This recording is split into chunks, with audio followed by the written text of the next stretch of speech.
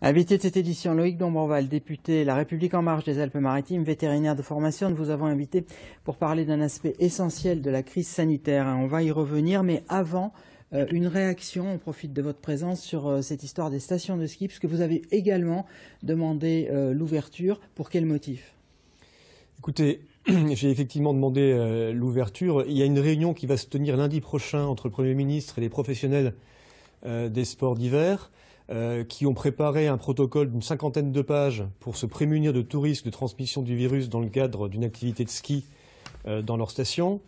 On a là un secteur d'activité absolument essentiel, 10 milliards d'euros, des centaines de milliers d'intermittents, de gens qui travaillent dans différents types d'activités. Et donc il me semble qu'il faut bien regarder, on a en face de nous des gens, encore une fois, qui se sont organisés, qui ont montré leur capacité à limiter au maximum les risques de transmission. J'ai rédigé un courrier avec un certain nombre de collègues au Premier ministre pour faire pression, effectivement, pour faire en sorte que ces stations puissent rouvrir. Dans ma circonscription, j'ai 3 stations. Dans les Alpes-Maritimes, on les connaît.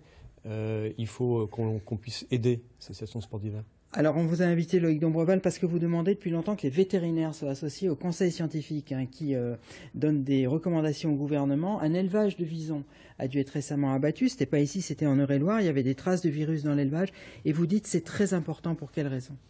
Parce qu'il y a des risques de transmission du virus de ces animaux, les visons, ou d'autres animaux de la même famille, les mustélidés, qui ont des récepteurs au virus exactement identiques aux nôtres.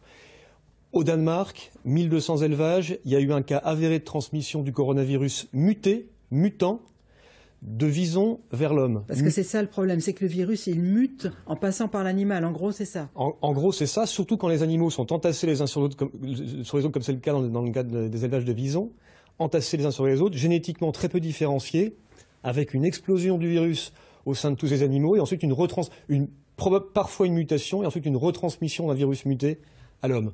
Donc on en a un vrai risque. En France, on n'a que 4 élevages. Ils sont destinés à fermer d'ici 5 ans. C'est une décision qui a été prise récemment par la ministre, Barbara Pompili. Je dis qu'il faut fermer ces élevages dès 2021. Une dernière question, Loïc Dombreval. On a beaucoup parlé des pangolins là, au début de la pandémie, en tout cas du passage du virus de l'animal à l'homme.